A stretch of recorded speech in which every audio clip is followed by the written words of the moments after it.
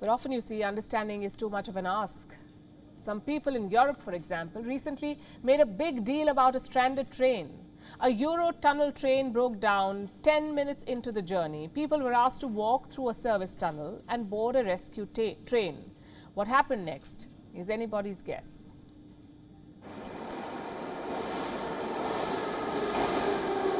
Have you ever been on a train or a metro that's broken down? Were you told to deboard, wait a little and then walk to a rescue train or a metro? Things like this happen, and they happen all the time. But when they happen in Europe, it is headlined as a disaster movie. Take for instance what happened at the Eurotunnel, when a journey that was supposed to take 35 minutes took 6 hours. The ordeal became an issue as big as the war.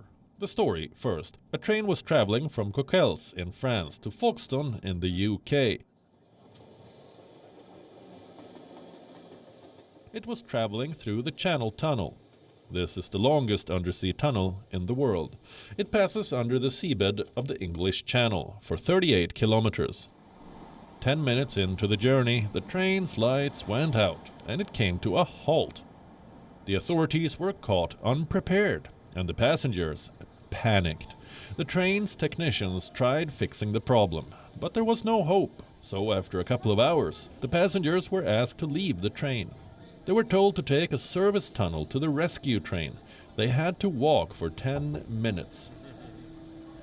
Some along with their suitcases, some with children and pet dogs. Then a rescue train arrived and took them to their destination.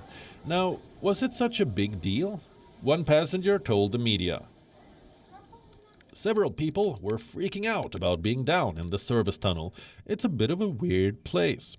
Another said it was like a disaster movie. You were just walking into the abyss, not knowing what was happening. We all had to stay under the sea in this big queue. How long did they have to walk again? 10 minutes. Many captured videos of the service tunnel, calling it terrifying. We are not undermining the ordeal of the passengers. Being stranded in a tunnel can be horrifying to some. But for the rest, was it really such a big deal? Technical glitches happen all the time around the world. Machines break down, and this was not even the first such incident in the Eurotunnel. Back in 2016, too, a train was stuck mid-journey. Yes, the authorities could have been better prepared.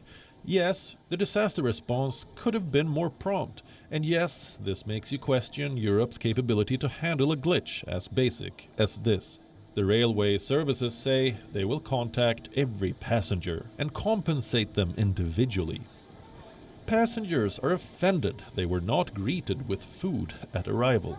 Some complained about the long queues at the terminal's Burger King, and it was just another day in First World Europe.